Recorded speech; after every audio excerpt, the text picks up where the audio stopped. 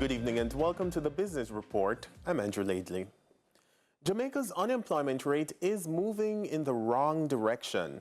According to the Statistical Institute of Jamaica Statin, the joblessness rate is now at 5.4%. That's an increase of 1.2 percentage points over the previous October 2023 survey. The last time Statin reported on the labor force, unemployment rate was at a historic low of 4.2%. That achievement, however, has been short-lived, with the latest numbers showing that more Jamaicans are back in the unemployed pool. In January 2024, the unemployment rate, which we now refer to as LU1, which is the first indicator of labor underutilization, stood at 5.4%, equating to 80,700 persons who were without employment but were available and seeking work. The unemployment rate for males was 4% and for females 7.1%. Unemployed persons refer to those who are not in employment but are actively seeking to become employed and are available to take up employment. The latest survey revealed young Jamaicans are struggling the most to escape joblessness.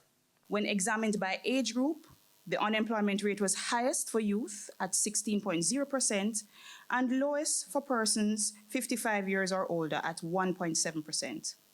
As for those who do have jobs, in January 2024, there were 1.4 million employed persons.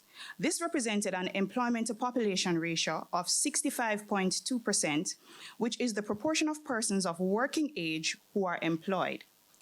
The employment-to-population ratio was higher for males at 71.5% compared to females at 59.1%. The proportion of employed persons 15 years or older in the Greater Kingston metropolitan area was 68.2%, in OUC 64.0%, and in rural areas 63.6%. The services sector account for a majority of the employed labor force, with male and female workers opting for gender-normative positions. There was a moderate tendency for men and women to do different jobs at the total aggregate level. However, the survey does show that there was a greater tendency for women to work as managers, professionals, and technicians, 60.2%, and clerical service and sales workers, 66.4%. So the office-type jobs, women tend to gravitate towards them. On the other hand, skilled agricultural and trades workers and plant and machine operators and assemblers were male-dominated. In the meantime, Statin is highlighting that the agency has revised the labor force survey to include more nuanced data like information on the potential labor force, the extended labor force, among other things. The additional breakdowns that we're seeing when we're looking at things like decent work.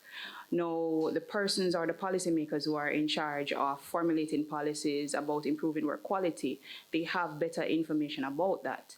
When we provide information from a gendered perspective, so when you look at, for example, the presence of children in the house and how it impacts the labor market or the unemployment rate, then there is that additional information from which policies can be better informed or better tailored to respond to the nuances and the specificities of the Jamaican labor market.